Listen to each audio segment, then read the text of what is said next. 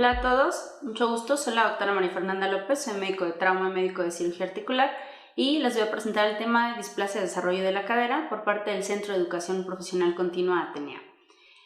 Como ya mencionaba, yo soy especialista en ortopedia y traumatología y tengo una especialidad en cirugía articular. Esta clase se va a componer de varios tópicos, que es introducción, epidemiología, fisiopatología, diagnóstico, tratamiento, vigilancia y seguimiento y el pronóstico. Dentro de la introducción, es importante recordar que este tema es altamente preguntable en el examen. Va a ser muy importante que pongamos atención en ciertos puntos que vamos a ir mencionando, porque en cada año en el examen se han preguntado diversos puntos específicos y claves del tema, entonces los vamos a ir mencionando, ¿de acuerdo? La displasia en desarrollo de la cadera típica va a integrar anormalidades anatómicas que afectan directamente la articulación coxofemoral, incluyendo el borde anormal del acetábulo, que este también es llamado displasia, y la mala posición de la cabeza femoral. Esto nos va a causar incongruencia en la articulación, que va a afectar el desarrollo de la cadera durante los periodos embriológico, fetal o infantil. ¿Qué es importante mencionar también de esto o por qué es importante el tratamiento? Si nosotros no tratamos esto de manera temprana, el paciente seguramente va a tener de manera posterior en la vida adulta necesidad de un reemplazo temprano de la cadera. Entonces, esto eleva muchísimo los costos y puede llegar también a causar dolor y muchas alteraciones en general en el sistema de salud, predominantemente a nivel económico. Es una alteración que se presenta en 11 de cada 1000 recién nacidos, siendo causa posterior, como mencionábamos, de incapacidad, dolor y alteraciones en la vida adulta, haciendo necesario un reemplazo articular en edades bastante tempranas. Año tras año nacen niños con displasia en el desarrollo de la cadera, donde el espectro de deformidades es bastante variado. Provoca alteraciones colaterales. No solamente vamos a hablar de alteraciones en la cadera, sino también deformidades en la rodilla, en la columna y obviamente en la cadera contralateral, que compensa el peso y la carga del defecto en la cadera afectada. Es más común en la cadera izquierda, la alteración bilateral es más común que la displasia de la cadera derecha únicamente pura.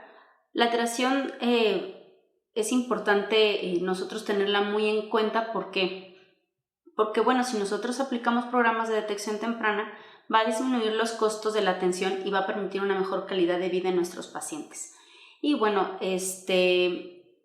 ¿por qué es esto? Porque si nosotros la detectamos de manera muy temprana es altamente tratable y disminuimos obviamente la posibilidad de que nuestro paciente tenga ciertas secuelas. La displasia de desarrollo de cadera en niños de 18 meses o más es una de las principales causas de ingreso a los servicios de trauma y ortopedia pediátrico y es considerado como un inicio de tratamiento tardío. ¿Cuáles son los factores de riesgo? Esto es muy importante que lo tengamos en cuenta porque es una de las cosas que también se preguntan en el examen.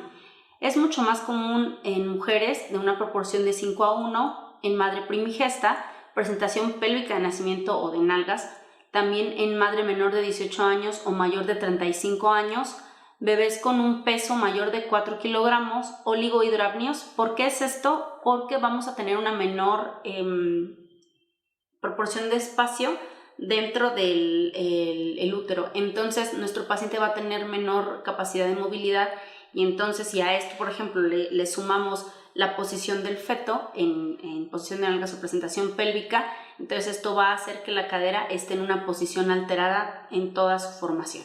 También, una vez que nace el niño, envolver al recién nacido con las extremidades inferiores en extensión y en aducción. Esto está ya prohibido. Y también en niñas con presentación pélvica la incidencia es de 1 de cada 35 nacimientos. La historia familiar se incrementa el riesgo de padecerla en un 10 a un 25%. ¿A qué nos referimos con esto? Si por ejemplo tenemos una paciente, una madre joven, menor de 18 años, que haya tenido el antecedente en ella o en la madre o en otro niño, en otro hijo de presentación de displasia en el desarrollo de la cadera, es muy importante que lo tomemos como un factor de riesgo. ¿De acuerdo? Y también existe una fuerte asociación entre la displasia del desarrollo de cadera y otras anormalidades esqueléticas. ¿Cuáles son estas? El PBAC, pie equinovaro aducto congénito, que también se va a tratar posteriormente en otra presentación. También, porque está asociado precisamente por la posición que puede mantener el niño y con el oligohidramnios. La torticolis congénita, metatarso aducto y el calcáneo valvo. De acuerdo a la guía de práctica clínica, vamos a dividirlo las características que tenga nuestro paciente de riesgo bajo, intermedio o alto. ¿Cuáles son las características de riesgo bajo? Esto es algo que también se pregunta mucho en el examen. Las de riesgo bajo son varones con presentación cefálica y antecedentes familiares positivo. Riesgo intermedio, todas las niñas, o bueno, los fetos o los embriones de género femenino. Niños con presentación pélvica, ya sean niño o niña.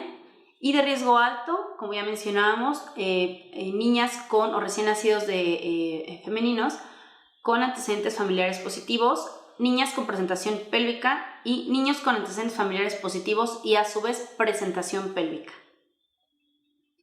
En cuanto a la fisiopatología, existe una laxitud incrementada de la cápsula articular junto con el labrum que se encuentra más redondeado en sus porciones superior y posterior. ¿Esto de qué manera nos puede afectar? No vamos a tener una adecuada congruencia articular, es decir, la cabeza femoral no se va a encontrar cubierta de una manera normal o completa. Puede evolucionar esto de tres maneras. Una reducción espontánea sin secuelas, es decir, que el desarrollo continúe de manera normal, o un desarrollo de una cadera displásica o una progresión a la luxación, incongruencia total de la articulación. Esto va a seguir una serie de procesos como se menciona en esta diapositiva. Cuando se mantiene luxada o la posición es incongruente, la cápsula articular se va a elongar y a su vez también se va a engrosar. Cuando más se asciende la cabeza femoral respecto con el hueso ilíaco, progresivamente también se va a adelgazar la zona del istmo. Luego de esto, el ligamento redondo va a perder contacto con la cabeza femoral y se va a atrofiar, pero el pulvinar se hipertrofia.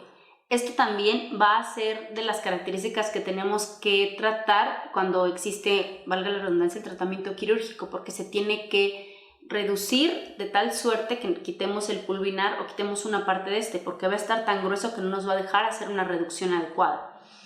Aumenta también después de esto la anteversión femoral, llegando a formar un neoacetábulo en el ilíaco que se recubre de tejido fibrocartilaginoso, es decir, al no encontrarse congruente nuestra articulación, nuestro acetábulo y la cabeza femoral no están de una manera centrados. Entonces el acetábulo se va a encontrar mucho más verticalizado y entonces la cabeza femoral sube, pero tiene que, digamos, anclarse de alguna manera. Entonces forma una neoarticulación en la parte superior de nuestro ilíaco.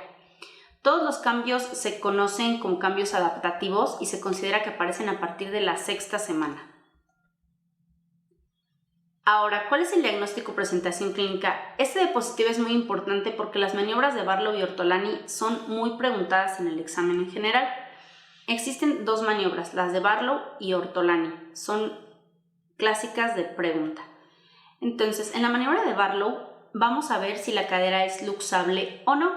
Obviamente estas maniobras tienen que ser realizadas con el paciente, bueno, con el bebé, con el recién nacido, sin ropa y de manera que nosotros tengamos al recién nacido de frente a nosotros. Entonces, en la maniobra de Barlow, el examinador aduce. ¿Qué quiere decir esto? Realiza un movimiento hacia la línea media, mientras se realiza se aplica una fuerza hacia posterior del paciente. Tenemos que tener la rodilla flexionada y también nuestra cadera flexionada a 90 grados y entonces vamos a promover o vamos a hacer que nuestra cadera se luxe. Entonces esta maniobra, ¿qué es lo que se percibe en esta maniobra? Cuando nosotros escuchamos un clic o que sale la cadera. Puede ser muy dolorosa, entonces es importante tratar de realizarla 1 o 2 veces, no estarla realizando de manera continua porque para el niño puede llegar a ser dolorosa. Ahora, la maniobra de Ortolani es la maniobra en la cual se reduce la cadera. Vemos si es una cadera reductible o no. ¿Qué es lo que hacemos? El examinador, como se observa en el dibujo, va ahora a abducir la cadera. Recordemos que esta es la posición de seguridad, llamarlo así, de la cadera.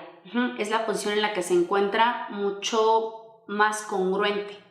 Entonces, el examinador va a abducir o a llevar hacia afuera de la línea media la pierna del paciente. De igual forma, tenemos que tener al paciente de frente, obviamente sin pañal, sin ropa, para poder observar que la maniobra está bien hecha y siempre con los padres presentes o con el cuidador presente. Entonces, ¿qué es lo que hacemos? Tomamos con nuestros dedos, de preferencia con el dedo índice y el dedo medio, el trocánter, y entonces nosotros vamos a aplicar la fuerza de la abducción y entonces observamos, se tiene también que percibir si se reduce o no, ¿de acuerdo? Entonces así es como se realizan estas maniobras. Es importante también, mencionar que puede haber otros signos que pueden ser aplicables desde el nacimiento hasta aproximadamente los 3 meses, que es la simetría de pliegues, también, niños mayores de 6 meses, el signo de Galeazzi, en el cual se puede observar, como se ve en esta imagen, que la rodilla se encuentra, de la cadera afectada, por supuesto, se encuentra mucho más baja. ¿Por qué es esto? Porque finalmente a la hora que nosotros tenemos una flexión de la cadera y flexión de la rodilla, la cadera se va a luxar y se va a ir en una posición mucho más posterior. Entonces es lo que observamos. En niños que ya tienen marcha a partir del año de edad, de los 12 hasta los 16 meses inclusive en adelante, podemos observar el Trendelenburg test o el signo de Trendelenburg positivo. En este vamos a observar, de acuerdo a la balanza de Pauwels, vamos a observar que nuestro glúteo va a haber un giro o una inclinación de la pelvis hacia el lado que se encuentra afectado. Es decir, nosotros tenemos un músculo glúteo medio más fuerte, obviamente del lado que no está afectado. Entonces va a haber una inclinación de esta manera. Nosotros observamos al paciente que va a tener una inclinación pélvica debido a esto. Es importante mencionar la edad a la que se tienen que realizar estas maniobras o máximo hasta qué edad pueden ser útiles para la valoración de la displasia. Máximo hasta los 3 meses de edad. ¿Por qué? Porque a partir de ahí ya la laxitud ligamentaria es diferente y entonces podemos aplicar otro tipo de maniobras, sobre todo para pacientes que inclusive ya tienen una marcha. Obviamente, como ya habíamos mencionado, en pacientes que ya logran la marcha ya el tratamiento es tardío, sin embargo, debemos de estar preparados para poder hacer todas las maniobras y tener más herramientas diagnóstico-terapéuticas. En esta diapositiva, como se menciona, la simetría de pliegues va a ser importante que la observemos. Nosotros tenemos que valorar el pliegue glúteo del paciente para ver si hay simetría de pliegues o no, y entonces nosotros sospechemos si hay una displasia también. El signo de Galeazzi va a ser también algo valorable, como ya mencionábamos. En niños quizá un poco mayores, si nosotros tenemos flexionada la cadera a 90 grados y hay una flexión máxima de la rodilla, ¿qué es lo que vamos a observar en la extremidad afectada? Vamos a observar que va a haber una alteración en la altura de nuestra rodilla. ¿Por qué es esto? Si nosotros recordamos anatómicamente cuáles son las alteraciones, la cadera se va a ir hacia posterior, entonces, va a haber una subluxación de esta. Entonces nosotros vamos a tener más corta, esa extremidad y vamos a observar una alteración en la altura. El test de Trendelenburg va a ser dado porque esto recordemos que es en pacientes que ya logran la marcha. Si nosotros solamente paramos a un niño muy pequeño de menos de 1 año, o sea de 12 meses o 14 meses, va a ser muy difícil que logremos tener este test porque los pacientes todavía no deambulan. Entonces, en este tipo de pacientes, de acuerdo a la balanza de Pauwels, vamos a tener un imbalance en nuestra altura. ¿Por qué? Porque el glúteo medio, que es más fuerte del lado sano, va a producir una inclinación hacia el lado que tenemos enfermo. Los estudios diagnósticos, vamos a comenzar con la radiografía. Obviamente esta no se puede pedir a partir de la 6ª semana, 8ª semana. ¿Por qué? Porque finalmente los núcleos de osificación no van a estar visibles. Entonces va a ser importante que lo tomemos esto muy en cuenta, y eso no quiere decir que el paciente no tenga displasia. Si no los observamos no quiere necesariamente decir que tenga o no displasia. Entonces va a ser muy importante que lo tomemos en cuenta por los núcleos de osificación. Vamos a trazar ciertas líneas a partir de las cuales podemos nosotros observar dónde se encuentran nuestras caderas. La línea de Perkins es aquella que se traza de manera vertical, es una línea vertical que se va a trazar a partir de la porción más lateral, la osificación más lateral de nuestro acetábulo, y posteriormente la línea de Hilgen-Reiner. Esta va a atravesar el cartílago trirradiado, como se observa aquí, y es una línea horizontal. Estas van a converger y nos van a dar varios cuadrantes. Entonces, además de esto, vamos a trazar una línea en la porción, la línea tangente al acetábulo óseo, y esto nos va a crear el ángulo acetabular, como lo estamos viendo aquí, que idealmente tiene que ser más de 30 grados. ¿Qué es lo que vamos a observar también? La línea de Shenton. En esta radiografía, o bueno, en esta caricatura, en este dibujo de la radiografía, vamos a observar de un lado la línea de Shenton en una cadera normal y en la otra parte vamos a observar una cadera displásica. La línea de Shenton va a trazarse desde, bueno, si hablamos desde más exterior hacia el interior, vamos a trazar una línea que vaya en la parte inferior de nuestro cuello femoral y va a pasar por la parte inferior del ilium. Entonces, hasta el pubis. Entonces, si nosotros tenemos esa línea de manera completa, podemos hablar que es una cadera sana. ¿Por qué? Porque se encuentra además dentro del cuadrante inferior. Si nosotros la comparamos con la cadera del otro lado, vamos a observar que la línea de Shenton está interrumpida, ¿de acuerdo? Entonces, en la parte inferior del ilium y del pubis se continúa hacia la parte inferior de nuestro cuello femoral. Estas cosas que estamos mencionando van a ser importantes también para la tríada de Putty que mencionaremos posteriormente. La maniobra de pistón también está descrita, en la cual se flexiona la rodilla a 90 grados, la cadera también se flexiona a 90 grados y nosotros aplicamos una fuerza hacia la parte posterior. Es muy parecida, si recordamos en las diapositivas anteriores, a la de Barlow, en la cual buscamos obviamente la luxación de la cadera. Y bueno, puede ser también un poco dolorosa, se puede realizar en niños ya mayores, arriba de los 12 meses, como se observa en la fotografía, solo que puede ser dolorosa para el paciente. Finalmente estamos luxando una articulación. También existe el signo de Joyce-Roberts, que es en pacientes ya que logran la marcha. El paciente se encuentra en bipedestación y bueno, si es positivo, muestra la extremidad afectada en extensión completa y la extremidad sana en ligera flexión. ¿Esto por qué es? Porque para tratar de igualarse en cuanto a longitud, necesitamos que nuestra extremidad afectada esté de alguna manera un poco más corta. Finalmente, la cadera, al tener una afectación mecánica y una alteración, una displasia propiamente en sus componentes, está de alguna manera más corta a nivel longitudinal. Entonces, la extremidad sana tiene que flexionarse para igualarse. La tríada de Putty. Esta, como ya su nombre lo dice, va a consistir de 3 puntos muy importantes. Esto también es altamente preguntable en el examen.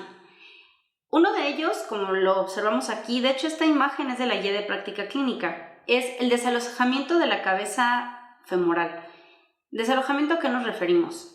Obviamente no va a haber un centro-centro o una congruencia de nuestro acetábulo con la cabeza femoral, entonces va a estar más lateralizada y va a estar más hacia proximal. Esto es obviamente por el llamado también deltoides de la cadera o el glúteo medio. Entonces, ese es el número 1. El número 2, la hipoplasia del núcleo de osificación de la cabeza femoral.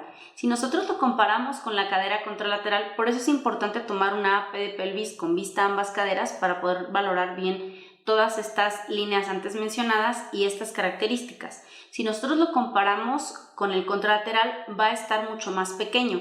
¿Por qué es esto? De acuerdo a la ley de Wolff, cuando nosotros tenemos un acetábulo bien desarrollado junto con una cadera bien desarrollada, uno va a estimular el crecimiento del otro, que es parte en lo que se basa el tratamiento conservador. Y 3, la displasia del techo acetabular. Muy importante entonces recordar esto.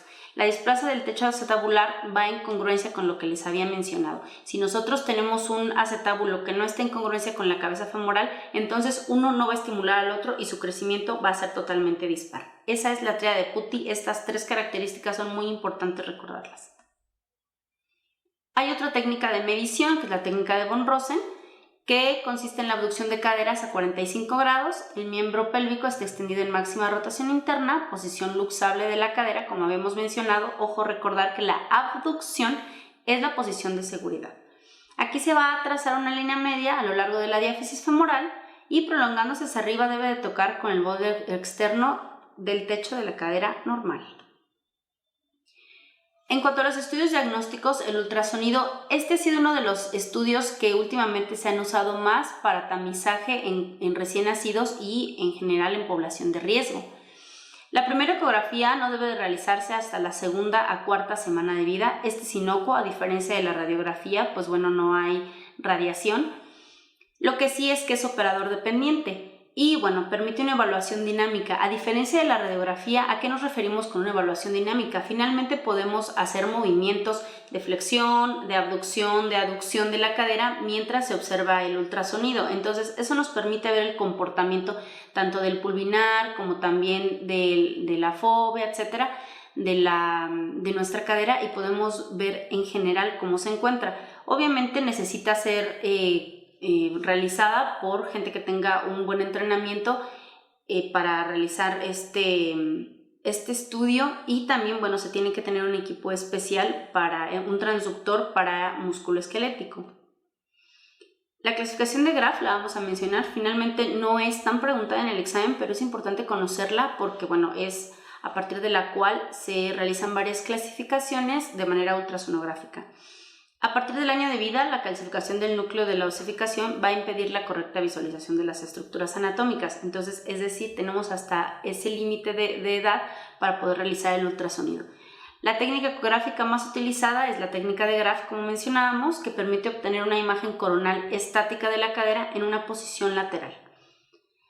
Aquí en esta radiografía, bueno, se especifica cómo se toman el ángulo, cómo se trazan los ángulos alfa y beta, y se observa, bueno, la posición de nuestra cadera, también de la musculatura y de nuestro acetábulo. Entonces, el ángulo alfa va a tomar el ángulo entre el borde lateral recto del ilíaco más el margen más lateral del acetábulo. El ángulo beta va a ser a partir del ángulo entre el borde lateral del recto del ilíaco y el acetábulo fibrocartilaginoso, o la porción no ósea de nuestro acetábulo. El diagnóstico de acuerdo a la edad. Entonces, ¿cuáles son las pruebas como habíamos mencionado? Del 0 a 3 meses pueden realizarse Barlow, Ortolani y ultrasonido en caderas en riesgo. Ojo, esto es, recordemos las caderas en riesgo. ¿Cuáles son los factores de riesgo bajo, medio y alto que tenemos? Y de 3 a 6 meses de edad, las pruebas que van a ser útiles van a ser Galeazzi, asimetría de pliegues y limitación a la abducción. Cuando nosotros tenemos una cadera luxada o que no está congruente en su articulación, va a haber una limitación a la ABD. Entonces nosotros podemos dejar al paciente en libre movimiento, sin pañal, y podemos observar si mueve de una manera dispar una extremidad en comparación con la contralateral. Más de 6 meses vamos a observar lo que mencionábamos de Trendelenburg y Lloyd Roberts. Entonces, esto es muy importante. 0 a 3 meses, Barlow y Ortolani máximo, y ultrasonido en caderas en riesgo. En cuanto al tratamiento no quirúrgico, ¿qué es muy importante del tratamiento no quirúrgico? Cuando el niño es menor de 6 meses, es importante referirlo para este tratamiento. Signo de Galeazzi positivo, que tengamos persistencia de simetría de pliegues en miembros inferiores, limitación a la abducción, como ya lo habíamos mencionado, y radiográficamente tríada de Putti positiva, o que el paciente tenga ultrasonido con una clasificación de Graf 1B en adelante. ¿Cómo se realiza el tratamiento quirúrgico?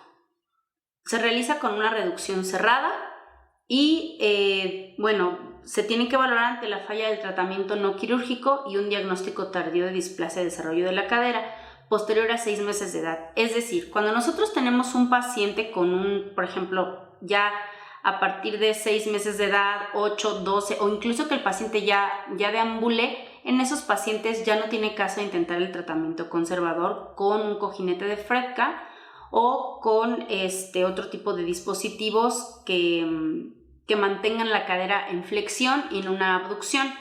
Recordemos que esa es la posición de seguridad de la cadera, ¿de acuerdo? Se recomienda aquí entonces la reducción cerrada bajo anestesia con tenotomías de aductores y del psoas. ¿Para qué se realiza esto? Para poder mantener la cadera, como ya mencionábamos, en la posición de seguridad, que es flexión y una rotación externa más ABD, más abducción. También, esto se tiene que realizar con un control fluoroscópico transoperatorio para poder corroborar la reducción de la cadera, y posteriormente se realiza la inmovilización con un aparato de yeso pelvipodálico. Posterior a esto, se ha pensado también en la reducción abierta. Esto es, como ya mencionábamos, una vez que lo anterior falla o cuando el diagnóstico se hace de manera tardía, a partir de los 6 a los 8 meses de edad. ¿Cómo se realiza esto? Bueno, la reducción abierta se tiene que considerar de acuerdo a la edad, características clínicas y radiológicas de la articulación de la cadera. ¿A qué nos referimos con esto? De acuerdo a las características que tengamos, si hablamos solamente de una displasia acetabular o si también está combinada con una displasia específicamente de la cabeza del fémur y si hay una alteración en la rotación. Y bueno, el procedimiento quirúrgico seleccionado va a incluir la eliminación de los elementos luxantes, así como realizar la aplicatura de la cápsula para poder dar estabilidad a esta. En el caso de la displasia residual, un manejo quirúrgico con una osteotomía ilíaca también que nos ayude a mejorar una cobertura o una inclinación acetabular y también las osteotomías de reorientación femoral. Por ejemplo, osteotomías varoderrotadoras. Normalmente estas tienen un mal pronóstico y van a llevar a una artrosis temprana, que es lo que comentábamos. El paciente a edades muy jóvenes, 40 años, 35 años, van a necesitar un reemplazo articular. Entonces, conforme tengamos un diagnóstico más temprano de esta patología, vamos a tener un mejor pronóstico para nuestros pacientes en la vida adulta. En cuanto a la vigilancia y seguimiento, en el primer nivel va a ser muy importante el tamizaje en todos los recién nacidos. ¿A qué nos referimos con esto? Las maniobras Barlow, Ortolani, vigilancia de la simetría de pliegues, eso se tiene que realizar por personal que esté altamente capacitado y la sospecha. Y bueno, en el segundo nivel, niños con factores de riesgo, antecedentes familiares de displasia de desarrollo de la cadera en familiares de primer grado, presentación pélvica o la presencia concomitante de pie equinovaro aducto congénito. Estos tienen que ser referidos al segundo nivel de atención. ¿Con qué? Con el diagnóstico de sospecha. Únicamente con nuestro diagnóstico de sospecha es suficiente para que nosotros hagamos la referencia al segundo nivel para que se dé una atención temprana de este paciente. Y se tiene que referir al segundo nivel al servicio de ortopedia o en su defecto a tercer nivel de atención a los niños con sospecha o diagnóstico de displasia de desarrollo de cadera. Y se tiene que referir del segundo al tercer nivel de atención cuando no se cuente con los recursos en el segundo nivel de atención. ¿A qué nos referimos con esto? Si no tenemos ni radiografía, ni tampoco posibilidad de realizar un ultrasonido, pero se tiene un paciente con todos los antecedentes importantes o con factores de riesgo alto, entonces se tiene que realizar la referencia. Y en tercer nivel, los pacientes con displasia del desarrollo de la cadera son candidatos a tratamiento quirúrgico, serán canalizados al departamento de ortopedia pediátrica. Derivar al tercer nivel a los pacientes después de 4 semanas de tratamiento no quirúrgico, pero que presenten falla en la reducción de la cadera o que tengan datos de necrosis avascular. Se tiene que realizar también el seguimiento de los pacientes sometidos a tratamiento quirúrgico de la siguiente forma. A las 3 semanas se les realiza una evaluación clínica y un estudio radiológico. A las 6 semanas la evaluación clínica y cambio de movilización de ser necesario, es decir, se puede movilizar o cambiar el yeso pelvipodálico. Y entre las 12 y las 14 semanas, retiro completo de la movilización y envío a rehabilitación. El control clínico radiográfico se tiene que realizar de manera semestral hasta los 12 años de edad. Además de esto, también se tiene que vigilar la marcha del paciente y si no hay afectación en otras alteraciones musculoesqueléticas, como habíamos mencionado. Tiene que llevarse el tratamiento de manera concomitante, es decir, si el paciente además de displasia del desarrollo de la cadera tiene alguna otra alteración como calcáneo varo, también como pie equinovaro, entonces se tiene que dar el seguimiento de una manera paralela. También se debe de instruir a los familiares en el cuidado del aparato de inmovilización postquirúrgica y en los cambios de posición cada 2 horas para poder evitar úlceras por presión. Esto no solamente se tiene que realizar en el cuidado postquirúrgico, también en aquellos pacientes que se use un cojinete de Fredka o un aparato de abducción. En este tipo de pacientes también se tiene que instruir a los cuidadores para que se vigile si no hay úlceras por presión, alteraciones en la piel o que se encuentre demasiado forzada la posición. Y bueno, también para su cambio a la hora de que se baña el niño también se tiene que instruir a los familiares. Bueno, considerar en los niños sometidos a procedimientos quirúrgicos para corrección de displasia residual acetabular, se tiene que documentar el seguimiento de 6 a 12 meses hasta el término de su crecimiento y desarrollo. ¿Cuál es el pronóstico en los pacientes? Si la displasia de cadera se detecta en los primeros meses de vida, casi siempre puede tratarse con éxito por medio de una ortesis, como ya habíamos mencionado. Y bueno, la displasia que se detecta después del comienzo de la lactancia puede llevar un pronóstico generalmente desalentador y requerir una cirugía mucho más compleja, una o más cirugías que son más complejas. En unos pocos casos es necesaria la cirugía para la reubicación de la cadera en la articulación. Y bueno, los dispositivos ortopédicos sin tratamiento, la displasia de la cadera va a ocasionar artrosis grave que requerirá reemplazo articular en edades muy tempranas.